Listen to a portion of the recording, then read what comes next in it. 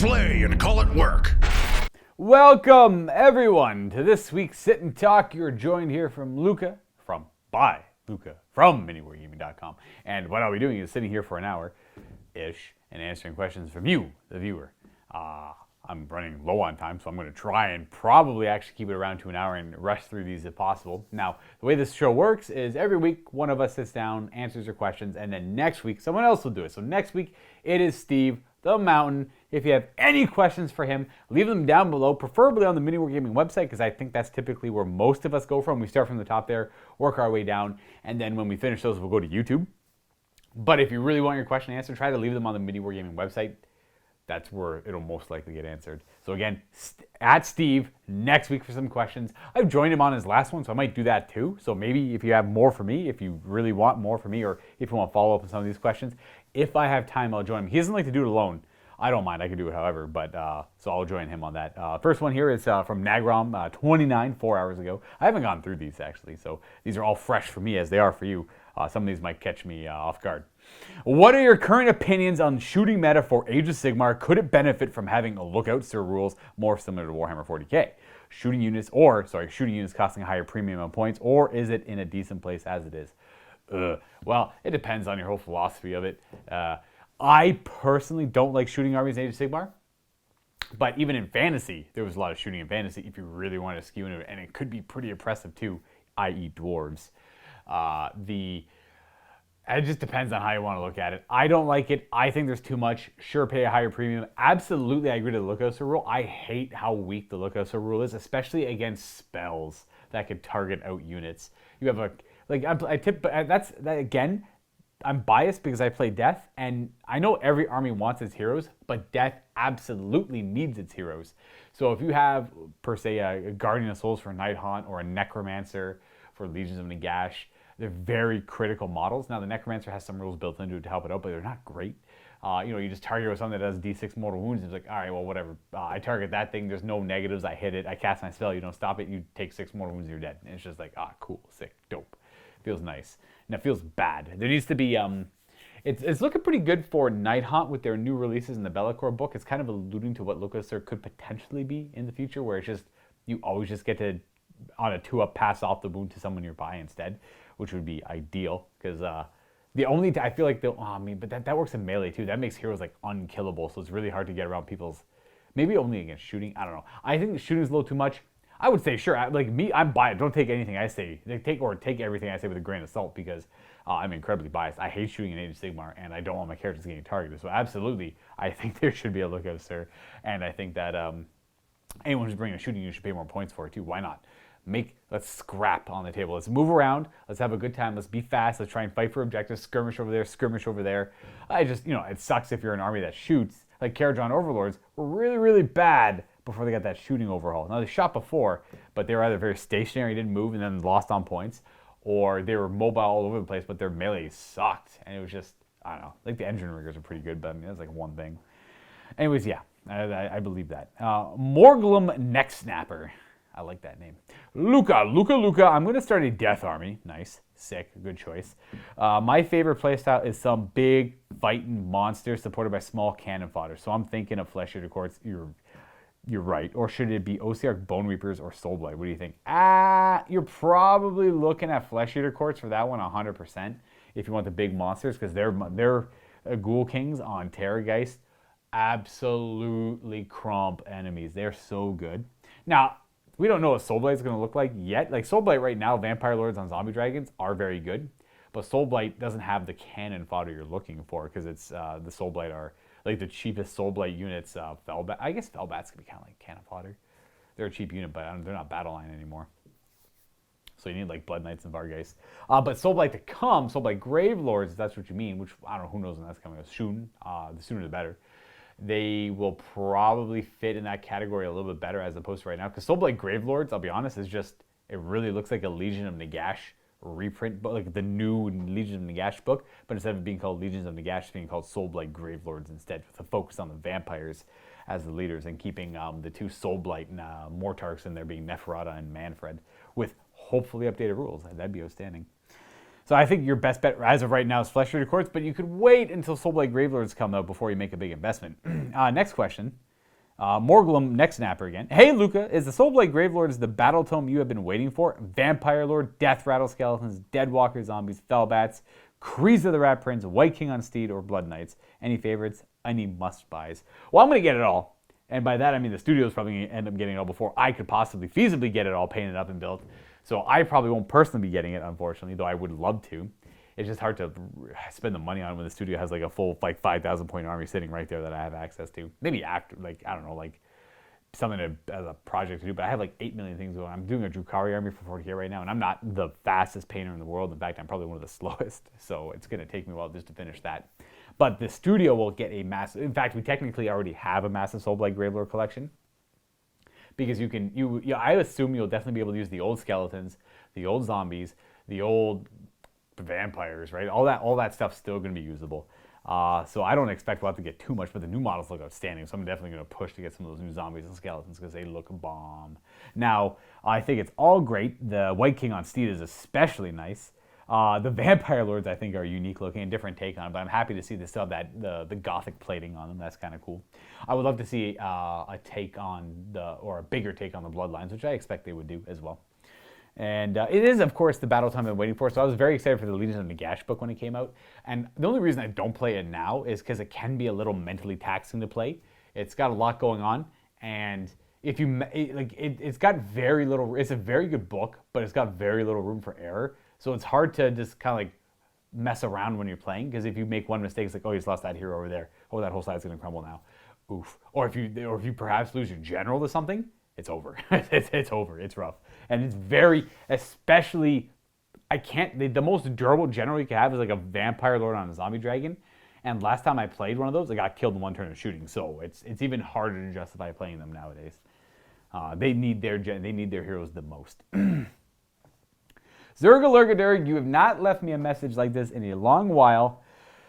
Okay, here we go. Good morning, Terra. After a long hiatus due to a redacted stemming from unmitigated exposure to redacted in the toast, the most much watched show to listen to is back. We're coming to you live from a pre-recorded studio, and we are so happy to bring you our first guest. You know him, you love him, you can't understand his fascination with eating cats. Put your claws, flippers, and bionic appendages together for Luka. That's me.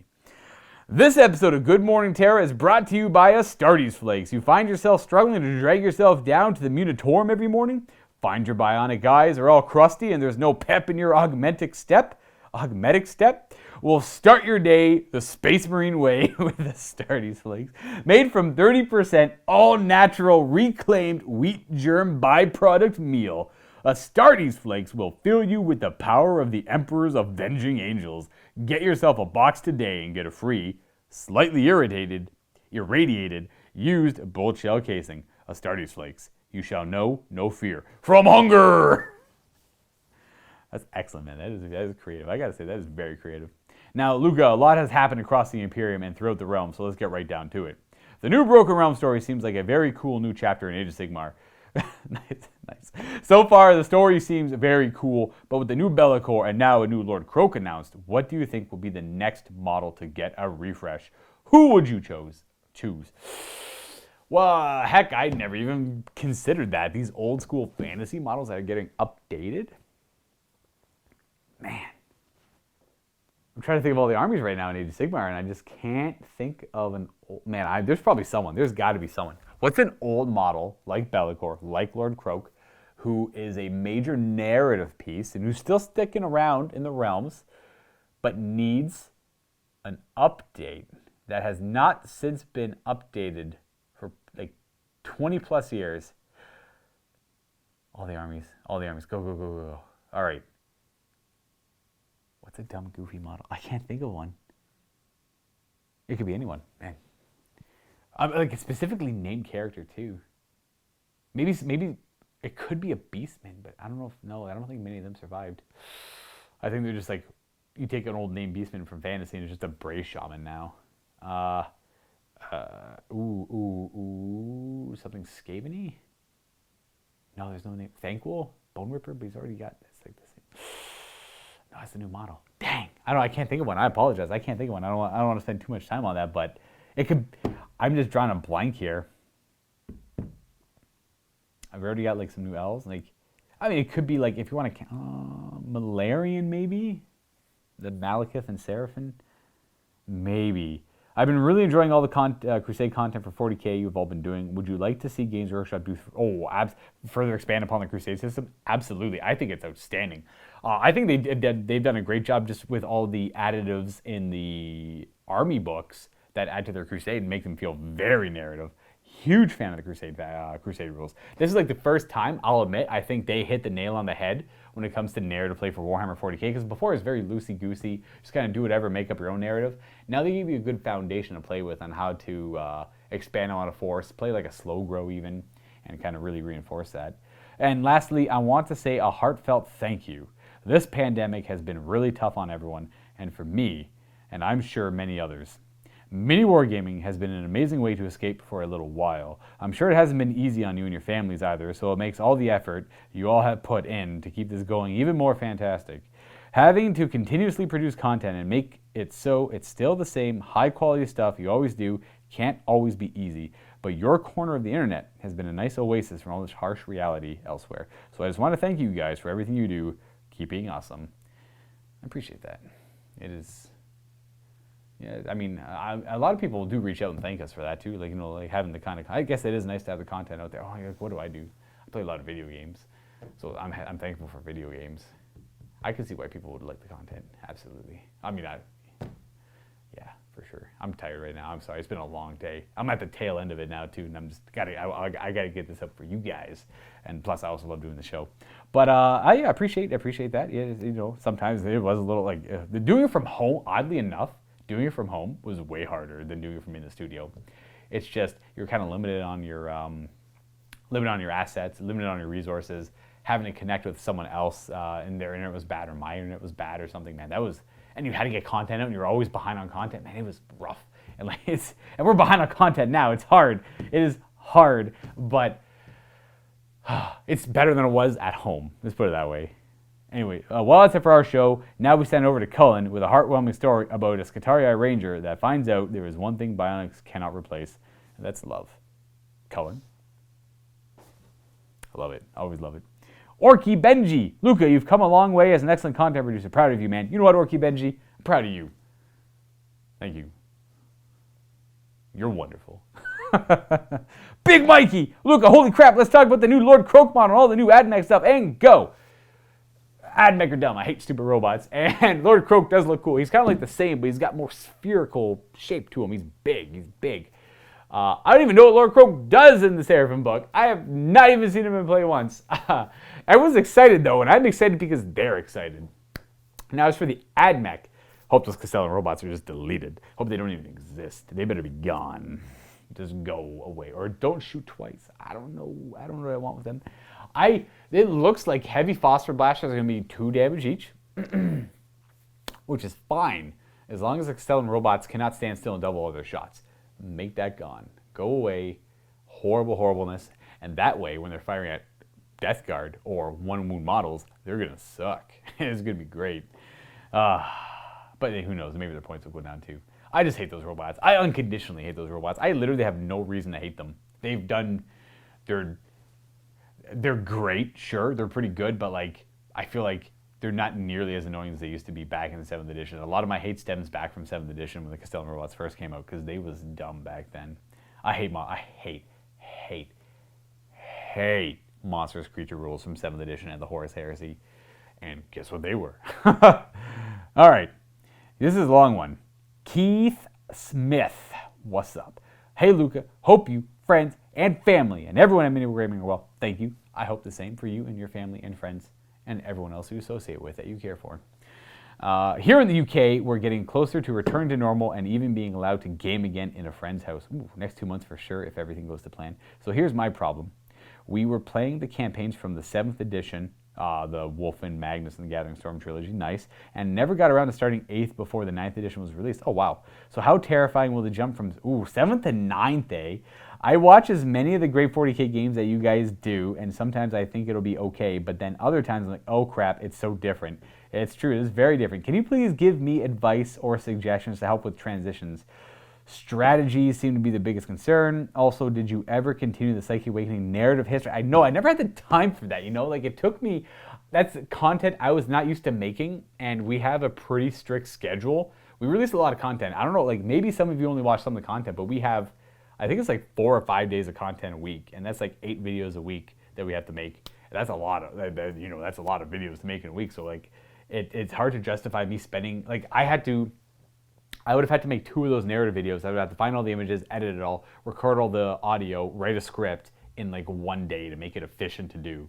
And I just didn't. I'm sure I could have done it if I had a lot more time to put aside and resources to do it, but I just don't. There's too much new stuff coming up for 48, too much new stuff coming up for, literally like Broken Realms book just came out this week, right? So like, have to do that, right? Drop everything, work on that. That's very important. Got to keep updated with everything. So had I had a lot more time, and probably a lot more time, I could have narrowed that work down to a day. But that's a stressful day, right? That's a lot of crunching work, and then probably working from home too. And it's just like, well, I appreciate it. It was kind of fun to do. It was just a lot. So it got dropped. I decided to focus on the regular aspects of the job and keeping up with the other content, helping out the other guys because they were falling behind, essentially. I remember watching the Blood of the Phoenix book. What was it called? It was the first one, but then couldn't find anything else. Yeah, I only did the first one, the Phoenix one, the Eldar one. It was cool, but it was a lot of work. I read the second and third one to plan them out and write scripts for them, but I just never got around to it. Now, the transition from 7th edition to 9th edition. Well, the good news is 9th edition is a pretty solid edition. I won't lie. I hated 8th. It was fun at the beginning when everyone had indexes, then the codexes started coming out and the creep was there, and then it was everyone started figuring out these really janky things they could do with their codexes. Then those got eroded and FAQ'd, then you couldn't do those anymore. All of a sudden those armies sucked. It was just this weird, awkward growing pains of a new foundation of a game. They literally just like nixed the entire old game, like rewrote the whole rule set, and it's just, this is how it works. Strategies. Well, you have to adjust the stratagems, and that's probably going to be the hardest thing. And you're going to see a lot of rules like chaplains giving out hatred every turn instead of the first round of combat. You're going to think, oh, that's overpowered. I'm like, nah, everything's just super killy now in 9th edition. Like, you look at a unit, you play 7th edition, you look at a unit with like a Medusa, like a unit of Marines with a Medusa, yeah, that whole unit's probably dead. But if you shoot at them with like rapid firing some bolt guns or whatever, you kill 1 guy or something. 9th edition, bolt rifles, probably kill like 5 Marines right there. Well, maybe not, but like everything's super lethal. Plasma, supercharging, 2 damage, 1 shotting, like all this. Everything's very lethal. You just have to get used to that, and then just don't even play with stratagems. I wouldn't even play with stratagems. Don't even care about them. Like your first like couple games, just don't worry about them. Let those be a more advanced concept of the game, and just worry about the core rules. Like I move my units, I cast my, I do my command phase, which is typically a command point. So like if you're playing like a newer army, you'll have stuff to do in the command phase. But you do your movement, you figure out how cover works, because cover is very, very different. You actually allocate where the hits go. So if you allocate a hit to a guy, you don't even have to allocate a hit to the nearest model. So you just allocate a hit to a guy in cover, he gets a save. It's abstract, whatever it is, what it is.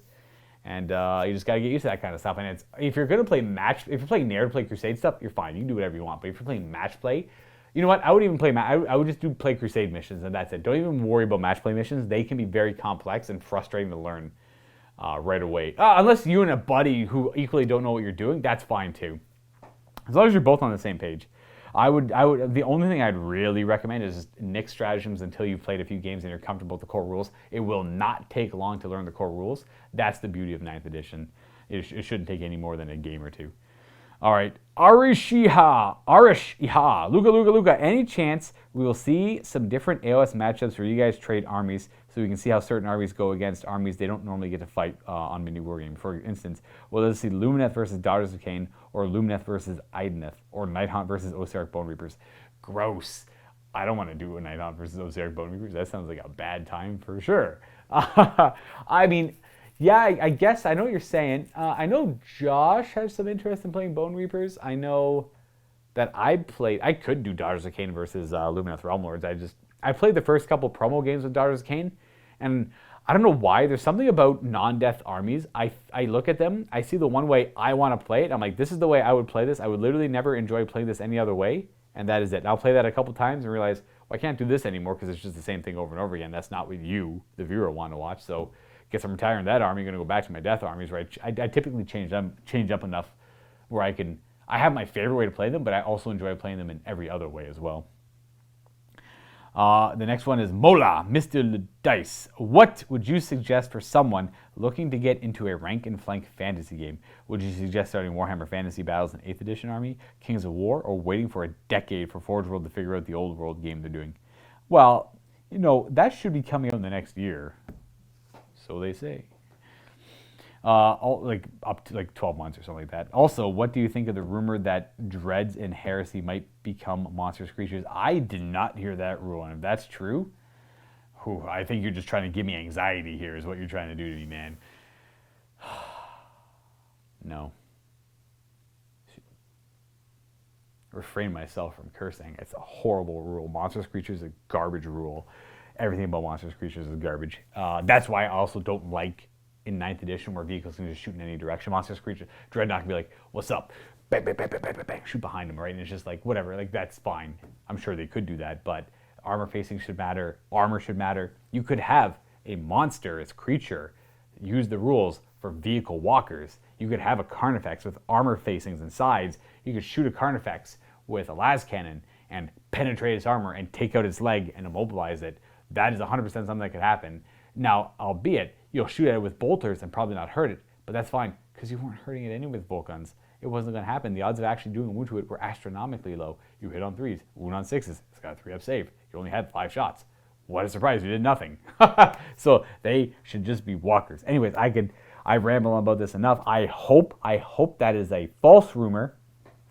Now to your previous question, it depends on your friend group. You could do 8th edition fantasy. You could do any edition of fantasy you want. I think 6 is very fun. That's because I've been playing a lot of 8th. So the second I go back and play a bunch of 6, I'm like, you know what I miss? I miss Hordes. Let's go to 8th edition. Or I miss the magic of 8th edition or whatever. Because I'm playing 8th edition right now, and you know what I'm thinking? I'm like, I'm kind of tired of Hordes, and I'm tired of the very powerful magic. So I want the tame magic. I want the more narrative side of the armies, like Bloodlines and the Wood Elf thing, where they get to choose like aspects and or nature aspects and stuff like that. I miss that kind of stuff. Or you could go with the more community-made edition or Kings of War. The Kings of War is another option. That's a great rank and flank game. It's very easy to get into, very easy to pick up the rules. Not very it's not like a book that thick, right, for rules. Or you could do the community edition of Warhammer Fantasy, like the community 9th edition update. There's a couple of them, I believe. So you can check those out. I heard those are good. I have not played them myself, so I can't give you any more insight other than that. The Boldest. Hey, Luka, how do you think I could transition Warhammer into Dungeons and Dragons in a Warhammer setting? Wait, how could I transition Warhammer into D&D in a Warhammer setting? Oh, it depends. You mean, well, usually we say Warhammer's fantasy. Do you mean 40K? So let's say there's a big battle using Warhammer rules. Then you pull your characters for side missions or boss fights.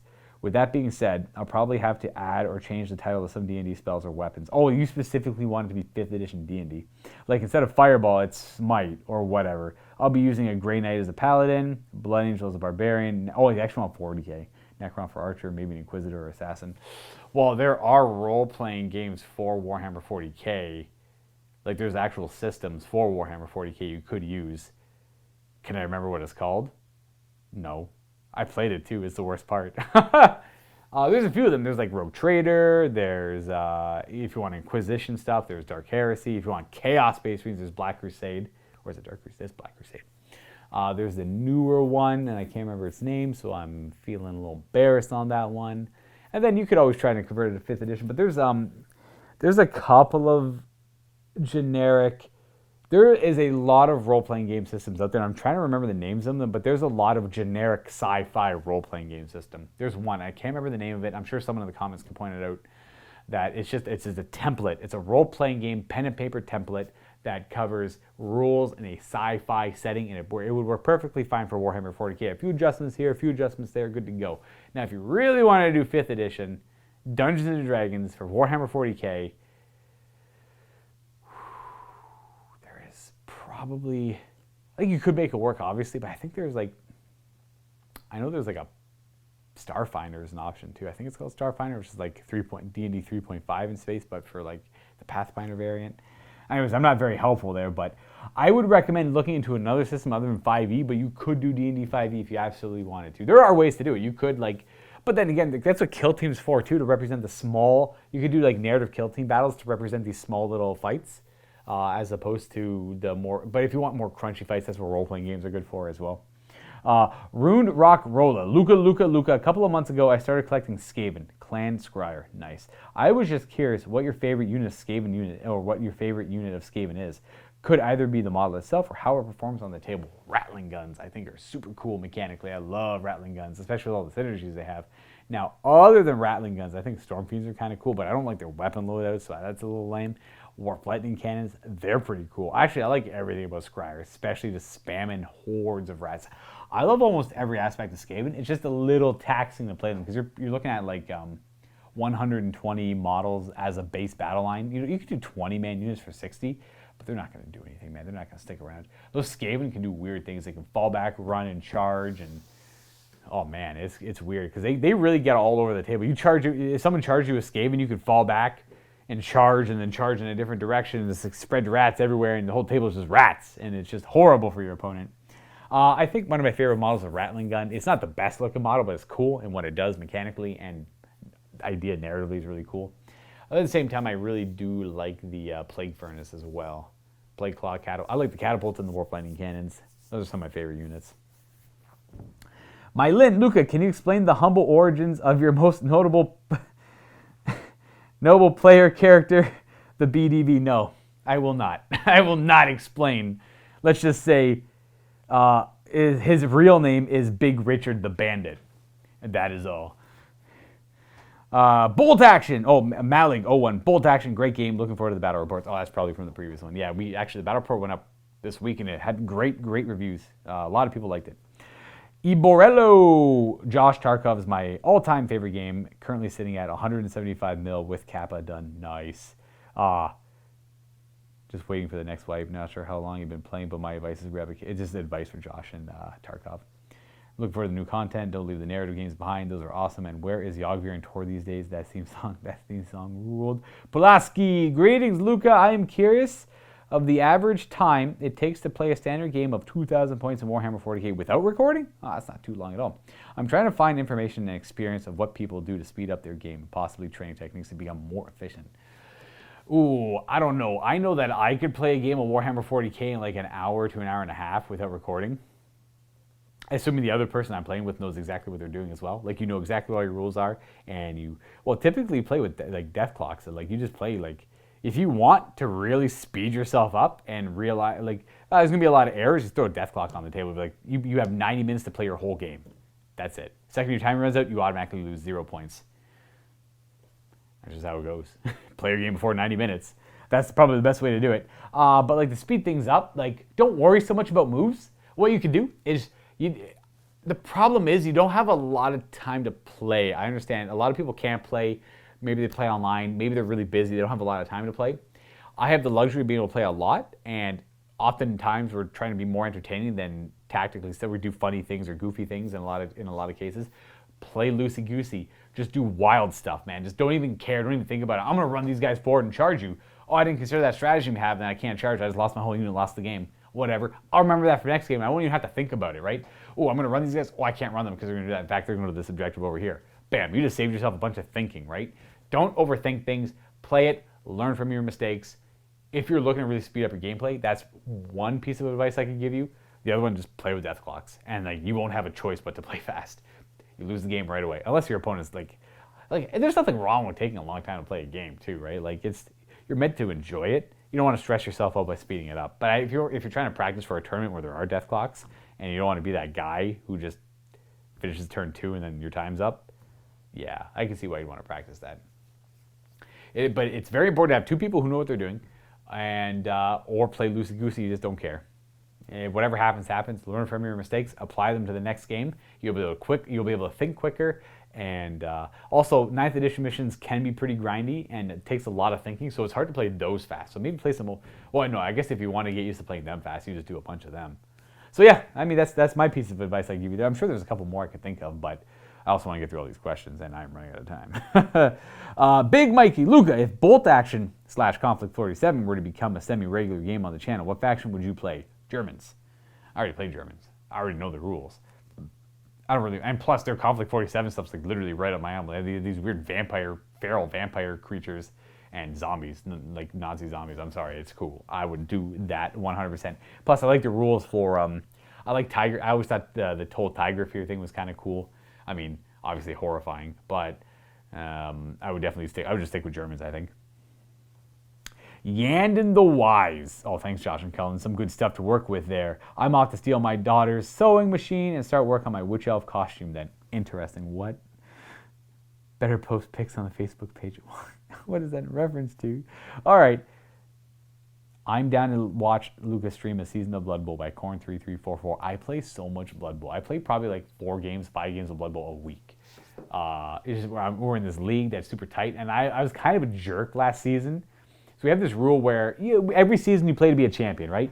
And if you don't win with your team, you can bring your team back into the next season. Let's just say my Chaos team, and we're playing old Blood Bowl, so it's like Blood Bowl before the 2016 update. So it's got all the rules where like Pile On doesn't require a reroll, like Block Claw. Sorry, Claw, Mighty Blow, and Pile On's an amazing combo to have on certain characters. I had this Chaos team that like perfect level ups. It was amazing.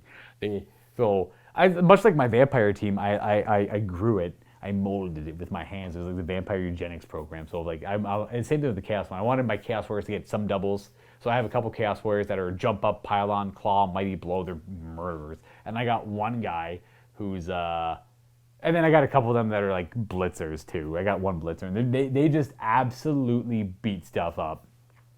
And then all the Gores are just like guard and block. And I got a strength up Gore he's got guard, block, strength up, and it's just like a 5th Chaos Warrior essentially on my team. And he's faster, but a little bit less armor.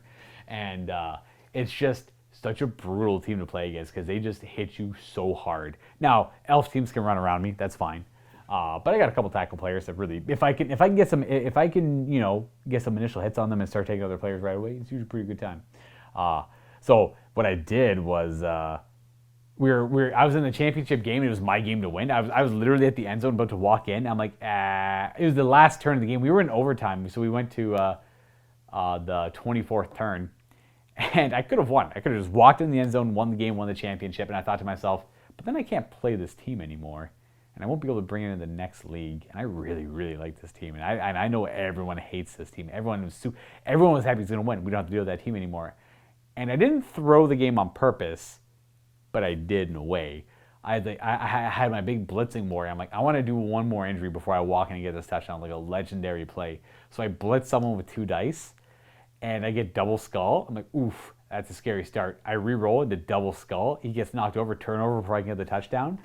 And I'm like, whatever, it's fine. He has to do 2 go-for-its on a blitz. He has to blitz my player, do 2 go-for-its, and red dice me down. He's not going to red dice me down.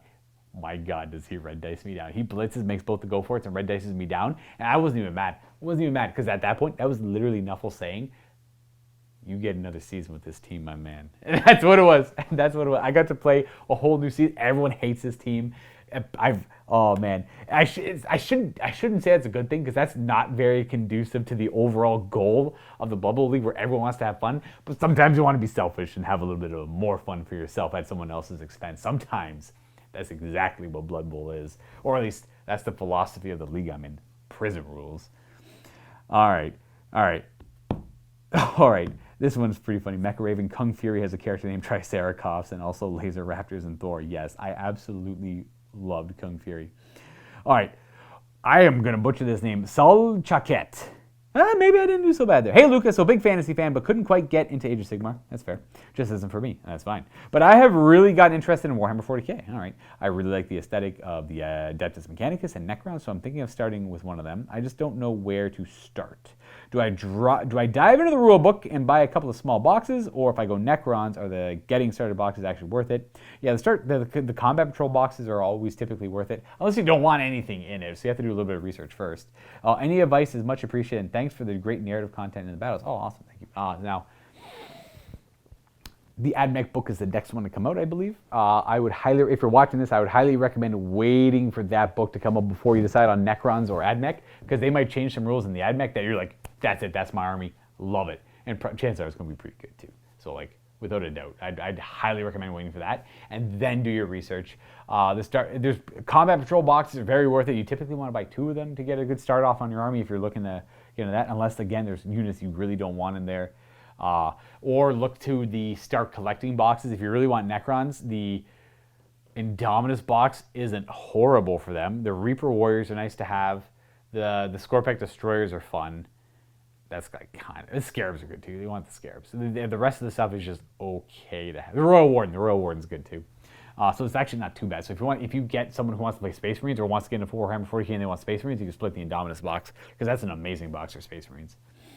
All right, we got another one by Arrow Thunder 156. Hey Luka, as a fellow Space Wolves player in Warhammer 40k, I wanted to ask you if you think the Space Wolves are better than the Blood Angels in terms of melee combat or vice versa.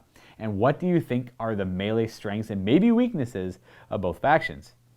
Anyways, thanks for the great content. You and Steve always make me laugh when you guys play fantasy. Keep it up and stay safe. Okay, well, thank you. The strengths and differences. Blood Angels are, if you're talking like at a very competitive level, Blood Angels are moderately better than Space Wolves, I believe. I think that's the answer there. But Space Wolves have some nasty lists they can do too. So it's not like Blood Angels beat Space Wolves 100% of the time. And it's so hard to compare them because they're both differently good at fighting. Like Space Wolves get so many hits through, but Savage Echoes, based on your builds, I think it's called Savage Echoes, the Blood Angel trait where you always get an extra attack in the it's so good. Like it's just so good compared to the Space Wolf one. Like the Space Wolf one could technically spike higher, but it often doesn't. Like the Space Wolf one I've had like on characters, the Savage Fury is whenever you roll 6 to hit on modified 6 to hit, you get it generates an automatic additional hit. Don't have to roll for it. That hit then rolls to wound. Now for the Blood Angels, Savage Echoes is you would just always get an extra attack. I don't know if it's like on the charge or not, I can't remember, but that will amount out to usually being better because you need to roll 6 to hit, obviously. So if you have like 40 attacks, you're gonna get like 40. If you have like 40 attacks with 10 guys, you're gonna get more attacks with Savage Echoes. But if you have like 40 attacks with 6 guys, you're gonna get more attacks from Savage Fury instead. So they're differently good, right? Characters, like a captain or whatever for a Space Wolf, he has his 4 attacks. Chances are Savage Echoes is going to often be better for him. But if you like to gamble, you can have like 3 6s and then you get 3 more hits with that guy. That feels super good. And then all the other attacks from like Shock Assault and like maybe Saga the Wolfkin and stuff like that. That can help ebb it over. So the second you get more than one, like the second you have like 7 attacks, the Savage Fury is a little bit better than Savage Echoes, right? So it's hard to compare. Blood Angels have some great units available to them and a lot of shenanigans. I think Blood Angels typically like eke out out of 10, I'd say like Blood Angels are like a 9.2 to the Space Wolves like 9, right? Or 9.1. I don't know. Maybe I'm comparing them a little too close. Maybe I'm a little biased because I'm Space Wolves, but they're just both differently good. Blood Angels can wound like pretty much anything they want in the game, but at the same time, Space Wolves have access to a +1 wound stratagem on the charge. So, it's hard to say. It is hard to say. I would like lean towards Blood Angels, but Space Wolves are excellent as well. Howzam 3. Can you bring back the penalty bet between you and Steve for beard shaving if you lose the game? Oof. The KT. Luka, I hear you play 40k on Tabletop Simulator. Tell me how to do it. I have the game, but I don't know what to do. Ooh. There's potentially a lot you must do. First of all, you have to find the models you want to use, and then you have to go to the marketplace to search that up. There's a few assets that have a lot of models, and then there's ways to like make it so Battlescribe uploads all its stats to TTS as well. Like, there's a guide. You can look up a guide. You just go like, how to play Warhammer 40k on TTS. I think there's a solid guide on how to do that. It would save me a lot of time explaining it. I apologize if I didn't answer the question properly there though. Voce Noctum. Every star collecting Age of Sigmar comes with a special battalion, and none of them have points or anything. Have they ever actually been part of the pitch battle rules, or just toss away bullet points for a box set with no real use? I did not know they came with those, and I did not know they were supported in the battle tomes. So I'm going to assume you're right, that they are a nothing thing just to use for your one game with that box. Random Roy. Hi, Luka. Firstly, shout out to Kelvin for the advice last week. Actually super motivating. Let him know I am front loading now. Heck yeah, man. I will do that for sure. Secondly, do a Luka the Dice random Legion game where each turn the armies get a new random Legion trait. Oh my gosh. But the colors! We're trying to play with the Legion colors. That'd be funny though. That would be the ultimate Legion lockdown. I haven't done that in a while. I stopped doing that when Space Marines got good in 8th edition. Because let me tell you, Chaos did not keep up. I did a couple games and it was like, the Space Marine player was purposely trying to really bring their list down. It just wasn't the same. But it wasn't the same old Legion lockdown that we all knew and loved. Whereas like, bring whatever you want and it's all crap. And like, no one can accomplish anything. All right. Thirdly, what is your favorite gaming snack? M&M's. No problem. Like without that or McFlurries or Blizzards. M&M's. They, without it, like if you just go to the store and buy something, M&M's 100%. That's my weakness. I love chocolate. You can tell. All right. Metal Michael 0. Hello, Luka. I heard from Josh and Cullen you play Blood Bowl when not working at Mini Wargaming. Of course I do. I love Blood Bowl. I enjoyed the Teaching Tower Tactics Blood Bowl Brawlout where you made fun content during a difficult situation. If I remember right, you played the video game too. Would you start your own channel to show your Blood Bowl skills? I feel like that would be a niche in a niche in a niche. And there is very good Blood Bowl players out there too. Like I consider myself a pretty good Blood Bowl player. I would get schooled by a professional, I think. But I play a lot, and I'm pretty good. But the problem with me when I play Blood Bowl, I'll do the efficient plays a lot of the time, but I will often succumb to the greedy play, and that's just something that can't be helped.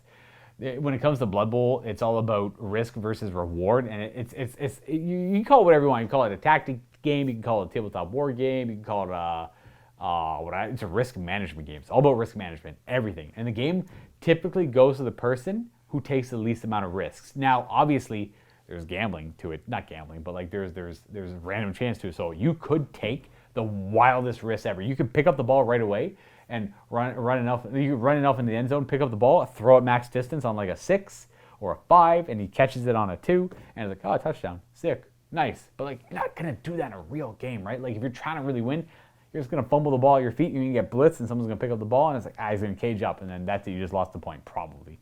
Right? So, but sometimes you have no choice but to do those plays. Those are the best times, when they work especially. It's just, I don't know if I would have, I often think about making a channel or like just streaming stuff after work. Like just whatever shenanigans I'm into. Like I'll play World of Warcraft, or I'll play The Hunt Showdown, or I'll be playing Civilization or Total War, like literally whatever game I'm playing at the time. I'm sure people wouldn't mind sitting around just talking. But, I'm here all day and I'm pretty like social the entire time. So sometimes when I get home, it's just like, pew. And streaming should be consistent if I wanted it to be successful. I can't do it like once every 2 weeks. I have to do it like 4 or 5 days a week at these set times. And I'm already pretty busy. So I don't know. I don't know if I could ever justify doing the time for it, but I kind of want to at the same time. I don't know. Stormbolter, thank you for all the gifts, by the way. Jesus, man. Hi, Luka. Hope you're keeping well, and I'm sure you're keeping busy with all the content. My question is, why is there no Ultramarine Love and Mini Wargaming? Ha! Joke's on you, Stormbolter. I literally just played Ultramarines like yesterday. No one plays them there, and I know there is a lot of Ultramarines. Hats out there, but please don't hate out there, but please don't forget about my beloved Ultra Smurfs. I would never forget about that, Stormbolter. I literally played a game with them against Matthew. Maybe Tuesday. Yesterday was Wednesday. It was definitely Tuesday, 100%. That game's come out. Super fun game. Was a blast. It was open war. Had Gilliman. Sometimes I just have the urge to play Gilliman or the Ultramarines. There's something, I like the models a lot we have. There's like a 7th edition, early 8th edition. There's not a lot of Primaris. There's actually next to no Primaris, and I don't like Primaris typically. I like the Ultramarines, and they're painted well, and they're converted well, and everything looks nice. They're on 25 mil bases. That's the only downside because they're from 7th edition. But yeah. It was. I do play them every now and then. I'd watch Josh rage at Tarkov all day, just saying. All right, nice. Casual Lunatic. Hey, Luka, I've been enjoying the fantasy content a lot, but I was wondering, could you guys play the Watchtower? Okay, my man, there are some Watchtower games on the channel. You got to look for them, though. The problem is it's not labeled Watchtower, because there was a while there where we would just roll the die and then set up the table. If we got Watchtower, you better believe we played that Watchtower. Watchtower was always a wild game. Watchtower was never boring. Just once, with armies purposely built to actually be able to play it. I can't remember the last time I've seen that scenario, and I don't think I've ever seen it done properly. Okay, that's fair, because we haven't done the Watchtower in a long time.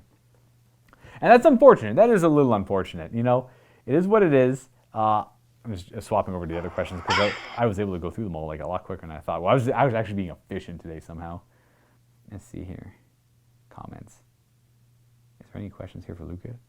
I just interrupted my, like, there we go. We got a couple here. Okay, so it's just, we've been avoiding it recently. It's not our favorite scenario. It's kind of goofy, but fantasy's just goofy in general, so maybe we should do it. You're right. We should probably just do Watchtower. But with armies built to play in it, I think Death have a strong advantage because they can just heal the guys in the Watchtower from like outside of the Watchtower. And it's just, you can only send in 10 guys at a time, and you kill 10 of my guys. You're probably not going to, your 10 guys are not going to kill all 10 of my guys, therefore I won't crumble, therefore I will heal them up, and then I will try and like, it's not great, and I typically play Death armies only, so, I mean, maybe the other guy could be in there, and then that would be a better representation of it. All right, Matt, Mr. The Dice, Luka, this is Jake Dog. My husband has just started teaching me how to play Warhammer. We have been playing a lot of games, and I keep beating him, but I think he is just terribly bad. Wait, he's teaching you how to play, but you keep beating him? My husband just started teaching me how to play Warhammer. We have been playing a lot of games, and I keep beating him. I think he is just terribly bad at Warhammer. How do I tell Andy that I would prefer to play against someone else with someone actual talent? What? Yo, you put him on. Oh, that's brutal, Mr. Anonymous or Mrs. Anonymous.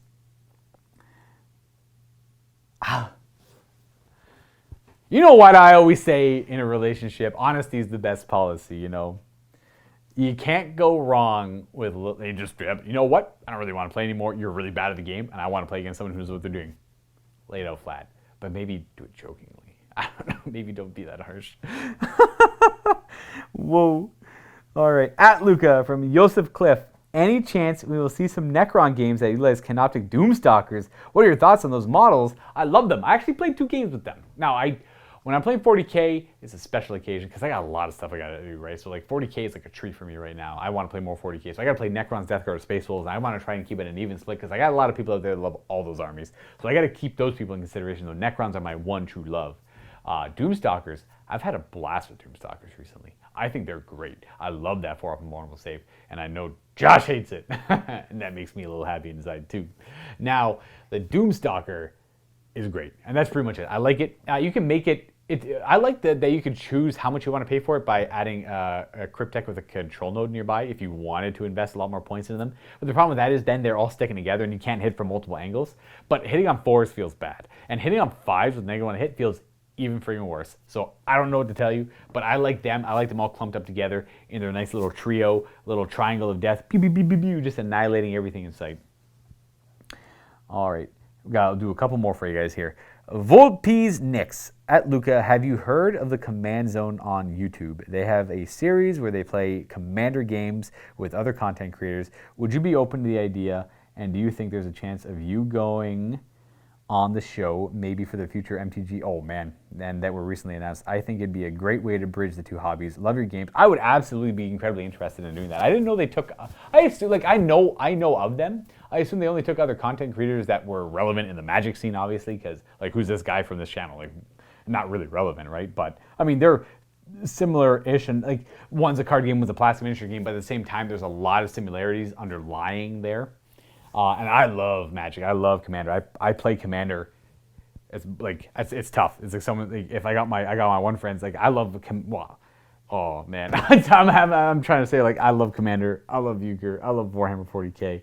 I love Fantasy. It's hard. I would play any of those games at the drop of a pin. Boom, done. No problem.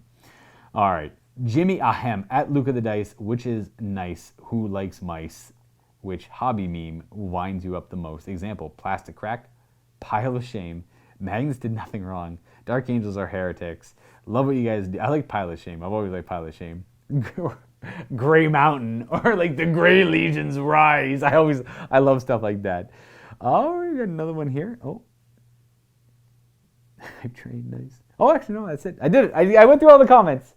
And unfortunately, it's less than an hour, so I apologize. But next week is going to be Steve, and I might be there too, so if you have any questions for me, leave them, but I might not be there, so no promises on that one, or maybe just leave them more open. Nah, you know what, don't even leave questions for me. I'll be able to jump in on whatever questions Steve has. Don't even worry about me being there, because I am pretty busy, so it might be harder to pull off than I'm thinking it will be.